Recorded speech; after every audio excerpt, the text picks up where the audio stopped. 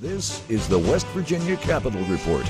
Funding for the West Virginia Capitol Report is brought to you by Mark A. Hunt and Associates and by the AFL-CIO of West Virginia. Well, hello, everybody, and welcome to this week's edition of the Capitol Report. I'm Bill Laird, and we're coming to you from the Charleston Marriott Town Center in Charleston, West Virginia, for the 2017 AFT West Virginia State Convention. And I'm very pleased to be joined by two professional educators, experienced teachers in the state of West Virginia, Mr. Sam Burnett, who is the president of the Monongalia County AFT, and also Angie Turkelson, president of AFT Putnam County.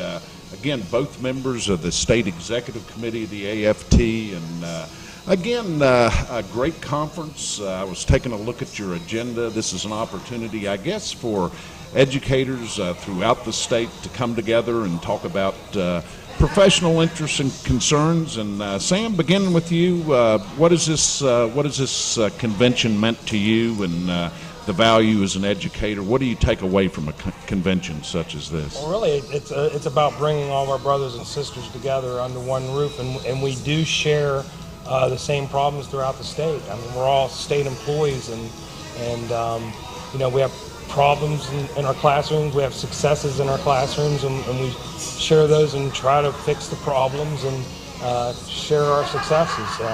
And it's just a great opportunity to bring people together, and then they go back home and share the information with their colleagues. And Angie, the AFT, the largest, I guess, organization in the state of West Virginia, representing not only teachers but school service personnel and others.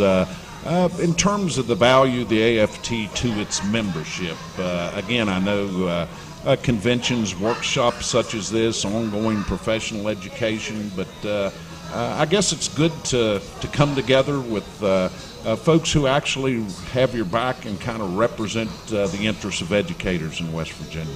Absolutely. It's great to, as Sam said, to come together and talk about what's going on in our own locals, because a lot of times we can take that back to our local and share something, or we can provide something to another local, a new local, one that's still trying to find their way, and we're able to offer solutions, and we're able to formulate plans about how we're going to approach doing what's best for teachers and service personnel, and now public employees as well. No doubt. And Sam, the teachers are special. You have an opportunity to impact the lives of young people each and every day. But in West Virginia, we've always struggled with competitive pay. Oftentimes PEIA is under attack, and our insurance can be threatened. But again, I guess there's something special about the challenge of education that still seems to attract people. But we better start paying attention to sort of the main cog in our education system, which is the classroom teacher. Exactly, and we're seeing more and more a trend. And what's amazing to me is that if I go to my local school, there's all kinds of support from our community for our local school, but the voice overall over at public education, there's a disconnect there, because I, as a father, could definitely support my local school, where my children attend, but then you hear all the rhetoric on the outside about how horrible education is, and we just simply know that that's not true. So we need to change that among our community, but also the attacks that teachers and service personnel have been under in West Virginia. Our benefits have been eroding over the last 5 or 6 years. PEIA is definitely an issue that needs to be funded by our state legislators, because we are definitely losing more and more teachers throughout the state. No doubt about it. And Angie, kind of a loaded question here, but we have a tendency, I think, in state government to kind of want to regulate everything. And there's educational standards. That we obviously have State Board of Education, county boards of education. It seems as if everybody's always kind of promulgating standards that sort of set requirements on teachers. And, I've heard some people say, might not be a bad idea to let teachers teach. And again, I assume you've been in the classroom for some time. Do you feel like you have enough discretion to really, do what needs to be done to educate our children? Well, I have been in the classroom some time. I've been in for 20 years at elementary and high school levels. And if you ask any teacher, they'll tell you all they want to do is teach. And there is a lot of regulation. And the problem that we see as teachers is that some of the people making our decisions for us are the people the furthest away from the classroom. And part of our job at AFT is to make sure that our voice is heard with the legislators, but we need all of our teachers to come together to make that voice heard as well, because we are building tomorrow's future, and classroom teachers really do want to teach. They care about the students of West Virginia, and we want what's best for them, and we know what's best for them. We see them every day for 8 hours. Absolutely. Well, very well said. And we have had the opportunity to do a few interviews here today, talk to some other educators in attendance at this convention. So if you all don't mind sticking around for a few minutes, we'll go ahead and do that. But in the meantime, we're going to go ahead and take a quick break and be right back to the Capitol Report. So stay with us, everybody. This is the West Virginia Capitol Report. Funding for the West Virginia Capitol Report is brought to you by Mark A. Hunt and Associates and by the AFL-CIO of West Virginia. Yeah, Floyd, I remember like it was yesterday. More fun than a barrel of monkeys. Boy, oh boy, Aunt Bee's been in a car wreck. Hope Aunt Bee calls that big city lawyer Mark Hunt in Charleston. Small town friendly, big city legal. Yep, it's just amazing right here. I sure hope she does call that big city lawyer. They pay her to. What do you think, Aunt? Barn, I'm not the sheriff, but I can't help. I'm Mark Hunt. What do y'all know about this haircut? Dan Hill Construction Company in Glen Ferris has over 33 years of local service. With county, state, and federal and church construction experience, we can design and build any type of project that will suit your needs. Once you select us for your project, we'll supply all the tools, labor, equipment, and materials to complete your project on budget and on time. We're a zero drugs tolerance company with an excellent safety record as a bonded and insured commercial contractor, with an outstanding relationship and payment record reputation with all of our subcontractors and suppliers. References available upon request. We are Dan Hill Construction Company, 9033 Midland Trail, Glen Ferris, West Virginia. 304-632-1600, license number WV001196, rated in the best top 50 government contractors in West Virginia.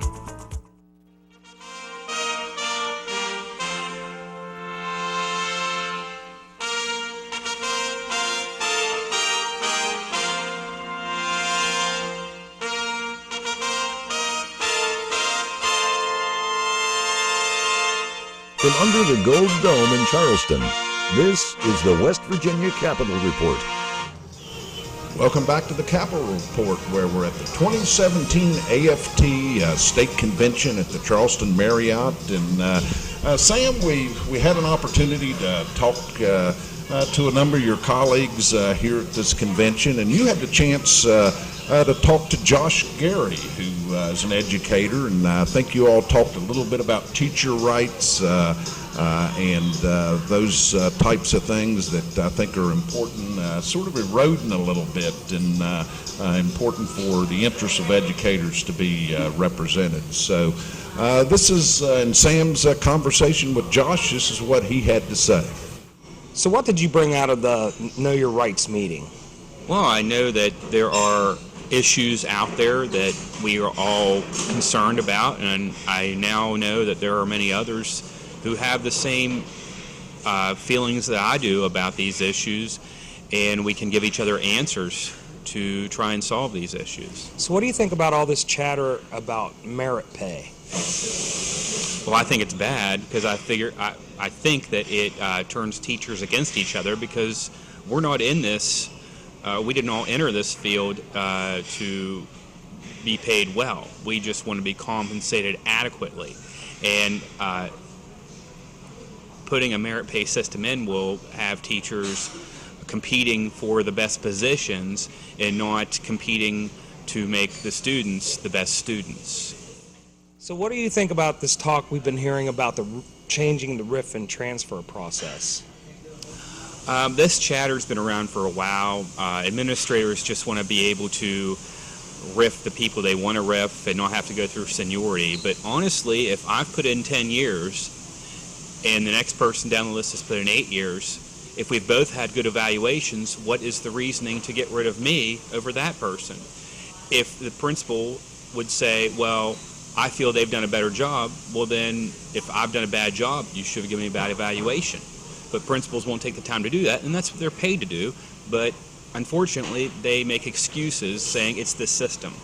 And they don't look in the mirror and say, well, maybe we need to do a better job of looking to our teachers and helping our teachers and being an educational leader. They just want to blame the system and say, well, I can't do anything about it. From this convention, what will you take home with you? Well, of course, the PEIA stuff, that is a major issue. And we don't get many pay raises, and if we do get any, they're certainly not adequate. But now we're losing benefits. We're not just hearing about losing seniority or hearing about losing other rights that we've achieved over the years. Now they're coming after benefits that have been given to us over the years in place of pay raises. And a lot of teachers stay in West Virginia because the benefits were good. Yeah, I didn't get a pay raise, but I have good insurance. Well, that's not the issue anymore, or that's not the case anymore. And with PEIA taking more and more away from us, and we're having to pay more and more, it's getting ridiculous. And there has to be a place where we just say, look, we can't do this anymore. And coming to this convention and hearing this from everybody else, it's like, hey, okay, we agree on this. We all need to band together and say, stop it. We're not going to take this. Pretty interesting perspective there, Sam. I think Josh Gary, clearly understands that it's important for you always to be concerned about, what rights you have as an educator. Exactly, and being he's a little younger, he's starting to see, and it becomes even more passionate as we bring the message among our members, and that's what we're here to do. No doubt about it. And Angie, you had the opportunity to talk, I believe, to Brittany Dolly, another educator, and I guess the topic of your all's discussion was the building community relationships and partnerships. Education doesn't occur in a vacuum. Schools are in communities, and establishing those connections outside the school, I think, are important to the education of children. And this is what Brittany had to say. Okay, how do our students benefit when we build partnerships within our community? Teachers are only one person, and our students have lots of needs here in West Virginia. So when we are able to build partnerships with wellness services like mental and dental and health, all the health services in our schools, our students get those services at school and then are ready to learn after those needs have been met. Clay County received an Innovation Zone grant from the West Virginia Department of Education several years ago. How has that community schools model impacted your students and families? Well, at the HEOA Community School, that school had always been the hub of the community in Beaumont, West Virginia, but now we have the ability to have a high tunnel where students are growing a garden, and it's not just the students, but the families come in and volunteer, and we have our extension agent that comes in, and we hope that we're able to build students that are going to be able to be self-sustaining and come back into that community and show that they were successful because of what they learned in their community school. If a public school or union wanted to reach out and build a coalition within their communities, where would they start? First, they have to decide what needs they have, and then they can look inside their community and see if there are already community partners there that could meet those needs. All of our community partners have the same goal of supporting education, so I'm sure they'll be willing to volunteer their time and resources in our schools. So what are some examples of people and partnerships we might build within our community? Who are those people? Those could be your civic organizations, any kind of city governments, churches, Lions Club, Kiwanis Club, and any of the businesses in your community. They would all be willing to help. Angie, again, I guess schools are in communities. But I think that people, our communities, want to support our local schools. Absolutely, our communities are there for us, and we just have to reach out sometimes. It's easier at the elementary level. Kids are young, parents are still really involved. But as we go up through middle and high school, sometimes parents get busy, they work, their kids don't need them as much, but they really do. And the school system needs them too. We utilize our local churches, our local civic organizations, our city government, clubs and associations within our community, and offer as much as we can to our students, because that's important. It's often said that it takes a village to raise a child, and in some instances that's very true. It is absolutely true and necessary. Okay, well, Sam and Angie, really want to thank you all for participating in our Capitol Report broadcast, and again, thank you for the work that you do each and every day in the education of our children. Coming up next, we have two additional guests, Greg Merritt and Fred Albert, who also have participated in our interview sessions here at the 2017 AFT State Convention. So stay tuned, stay with us. We'll be right back. This is the West Virginia Capitol Report. Funding for the West Virginia Capitol Report is brought to you by Mark A. Hunt and Associates and by the AFL-CIO of West Virginia. Yeah, Floyd, I remember like it was yesterday. More fun than a barrel of monkeys. Boy, oh boy, Aunt Bee's been in a car wreck. Hope Aunt Bee calls that big city lawyer Mark Hunt in Charleston. Small town friendly, big city legal. Yep, it's just amazing right here. I sure hope she does call that big city lawyer and pay her to. What do you think, Angie? Barn, I'm not the sheriff, but I can help. I'm Mark Hunt. What do y'all know about this haircut? Dan Hill Construction Company in Glen Ferris has over 33 years of local service. With county, state, and federal and church construction experience, we can design and build any type of project that will suit your needs. Once you select us for your project, we'll supply all the tools, labor, equipment, and materials to complete your project on budget and on time. We're a zero drugs tolerance company with an excellent safety record as a bonded and insured commercial contractor, with an outstanding relationship and payment record reputation with all of our subcontractors and suppliers. References available upon request. We are Dan Hill Construction Company, 9033 Midland Trail, Glen Ferris, West Virginia.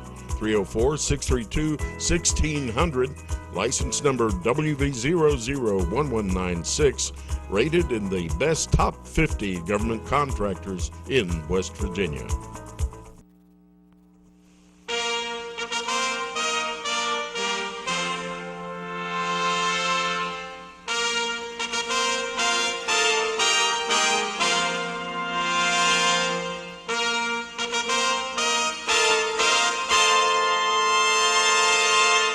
From under the Gold Dome in Charleston, this is the West Virginia Capitol Report. Welcome back to the Capitol Report, where we're coming to you from the 2017 AFT State Convention at the Charleston Marriott. And again, for this segment, we're joined by two additional professional educators, Mr. Greg Merritt, who is the president of AFT in Wood County, and also the secretary, state secretary of the AFT, and also pleased to be joined by Mr. Fred Albert, who is the president of the AFT here in Kanawha County and the state treasurer for the AFT. And gentlemen, welcome to the Capitol Report. Thank you. And again, a great convention. Taking a look at your agenda, it looks like a lot of issues reviewed and discussed. The importance of those workshops, that's part of staying current with a lot of issues, I guess, that face educators in the state of West Virginia. Yes, right, absolutely. And I guess you all had the opportunity to talk to some of your colleagues about specific issues and concerns facing educators. And Greg, I guess the positive energy is important. There's just a lot of negativity that kind of tends to be pervasive in the world in which we live, but the importance, I think, of creating that type of a positive environment in our schools, in our communities, that's an important part of education. Absolutely. We believe in AFT, and I believe personally that children will learn best when they feel safe and they feel secure in a classroom. And part of that classroom environment has to be a positive affirmation atmosphere from the teacher. And it is sadly easy to let all of the negative around us impact us and influence us, so we have to work hard at keeping a positive attitude for our students. No doubt about it. And you had the chance, I think, to talk to Jessica Robinson, another educator here attending this conference, and this is what Jessica had to say. Why is it important to stay positive in your job? I think it's really important to stay positive in our jobs, because if you are happy in your job, that directly goes to the kids, and that's what's important. So if we're happy, it makes our kids happy, and then you have learning. And if we want to have a child-centered curriculum and we want our kids to be learning, and you have to stay positive in your job. When a teacher finds himself falling into a negative space, what is a couple of quick things he could do to bring himself back to a positive space? We talked about this a lot in our workshop that we did, and I think for me one of the most important things was the mantras. To have something that you can really just sit back, take a breath, and say to yourself, mine is every cloud has a silver lining, because I always want to try to find the positives in things. And sometimes you just have to sit there and do those things and take a moment, and that's really important to do in your job. How can an entire staff work together to help bring positive energy to the whole school? I think it's really important to do things together as a staff that aren't necessarily always work-related. We are trying to we talked about some things like a sunshine committee, where you really just uplift each other, whether it's a birthday or anything like that, to really just uplift one another, and have luncheons together. Bowling is some things that people do, and just to keep a positive attitude, stay away from negativity, and make sure that you are uplifting each other all the time. It's easy to not do that. In our workshop, we talked about exchanging positive notes. How can those notes impact teachers in a really good way? Sometimes we don't get a lot of positive feedback as teachers. We go in, we do our jobs, and we hope that we're doing a good job, and you can see the light bulbs going off, but especially from staff to staff, you don't get a lot of positivity sometimes. You don't get feedback. So to get a note that says that, hey, you're doing a good job, or hey, we appreciate what you're doing, it can change not just your day, that could change your whole outlook on your job and on your peers, and that's something that really creates positivity. And again, I guess a lot of things can impact and affect the education of our children, but again, maintaining that positive message can't be underestimated, that's for sure. I agree. Okay, and Fred, again, I think you had an opportunity to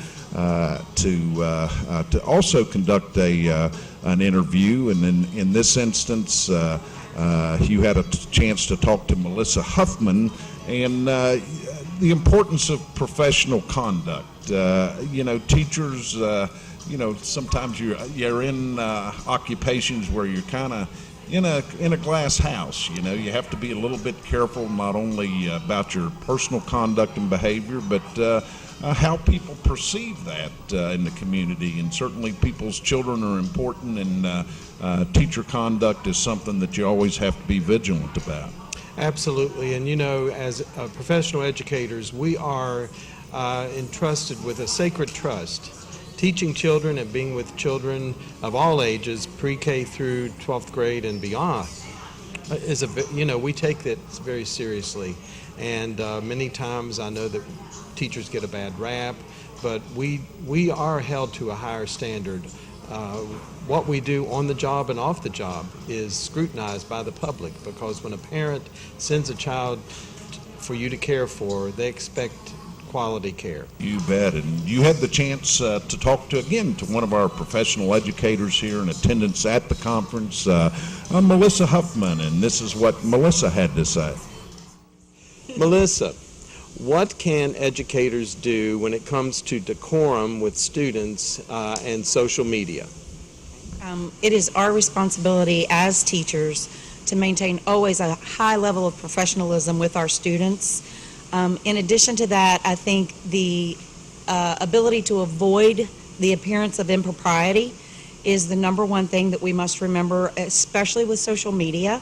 There are other outlets that we can use with our students other than Facebook, Twitter, those types of accounts that are classroom related, school related only, which are also good ways of communication with our parents, such as Edmodo.